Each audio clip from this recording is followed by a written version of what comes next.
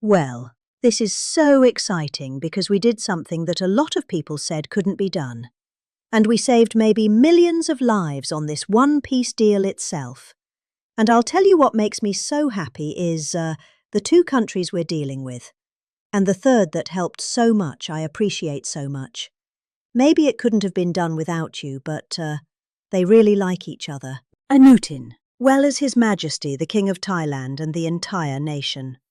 On the passing of Her Majesty Queen, the Queen Mother and a beautiful, incredible woman who is so respected all over the world, actually respected. I know the people of Thailand will remember her forever, as the embodiment of dignity, kindness, and grace. This just happened. But this is a woman who was so loved and respected. Today we honor the memory by bringing the blessing of peace to the nation she dearly loved. She loved this nation like few people love their nations.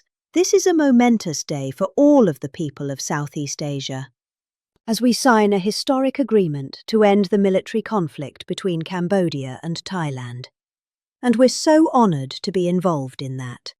It's so important to me. Two great countries, but they were going at it.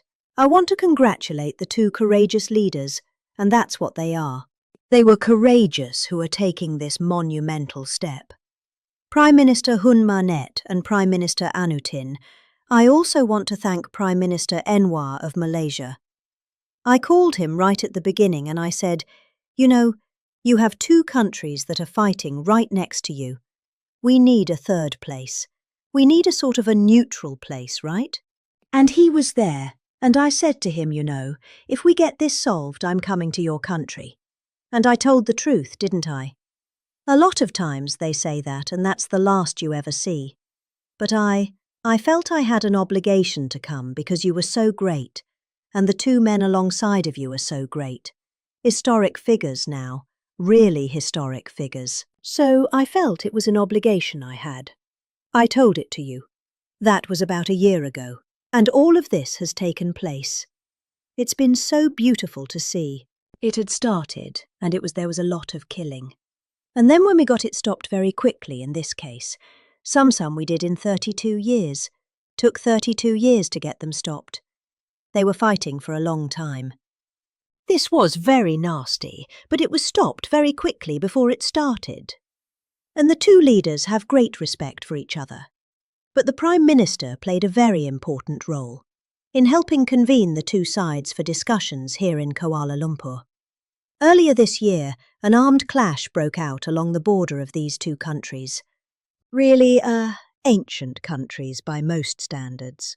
They've been long-time tremendous cultures, resulting in numerous deaths and thousands and thousands of people displaced from their homes. It was starting because of America's strong commitment to stability and peace in this region, and every region where we can do it. My administration immediately began working to prevent the conflict from escalating. I held phone calls with both leaders. I was actually at Turnberry in Scotland when I did this, and we had a lot of phone calls. The three of us and then the four of us. We had a lot of phone calls. It was a beautiful day. I remember how beautiful it was. Turnberry is a great place, but I said, this is much more important than playing a round of golf. So we sat there all day long making phone calls. And it was amazing the way it came together very quickly. I mean, really, very quickly. You caused me very good entertainment. I could have had a lot of fun, but this is much more fun for me than anything having to do with almost anything, because you're saving people and saving countries. But ask them to choose the path of prosperity and peace over needless bloodshed and war. At the end of July, after extremely productive discussions, we reached a ceasefire agreement.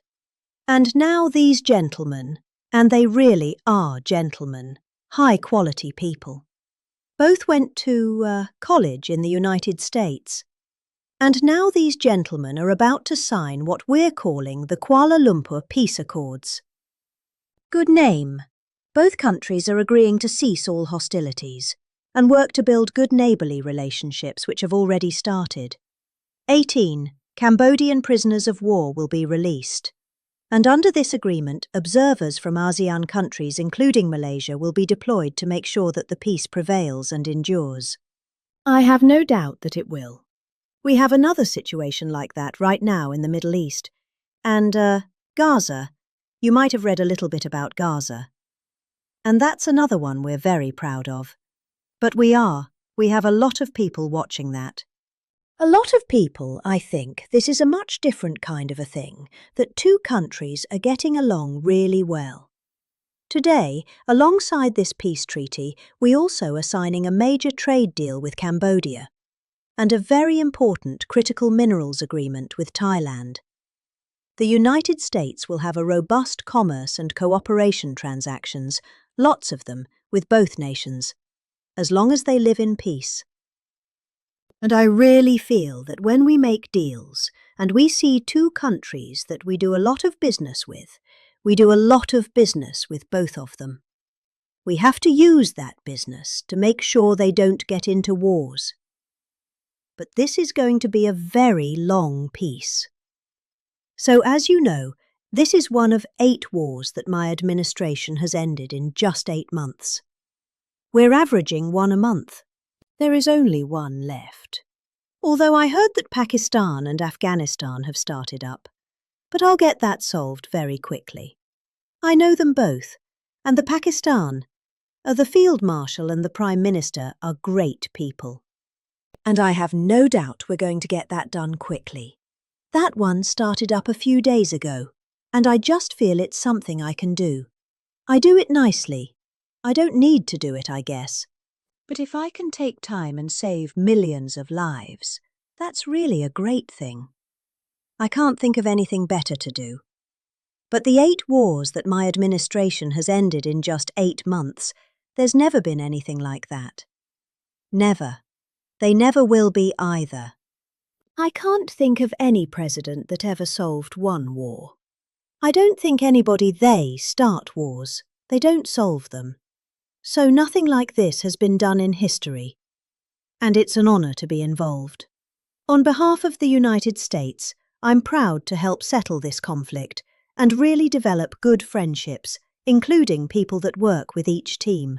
Look at these very distinguished people.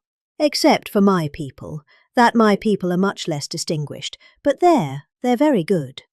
But look, my people understand the joke. But look at these very distinguished people, and I've gotten to know them. I want to thank Marco Rubio for being here, who's great. You help. You always help. He's born for this job. He really was. He was born for this job. Secretary of State Jameson, thank you very much for all you did on helping too. He's the foremost expert on trade. And we're going to be doing another couple of stops where we'll be talking about no war, just pure trade. We'll be talking to President Xi in a day. We'll be stopping at Japan.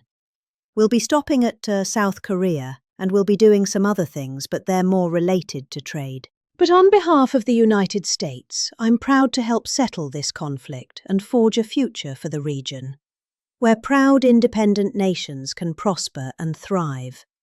Safety, security, and peace. It's an amazing thing that's happened to the United States. Because a year and a half ago, we were a dead country. We were actually a dead country, and now we're the hottest country in anywhere in the world.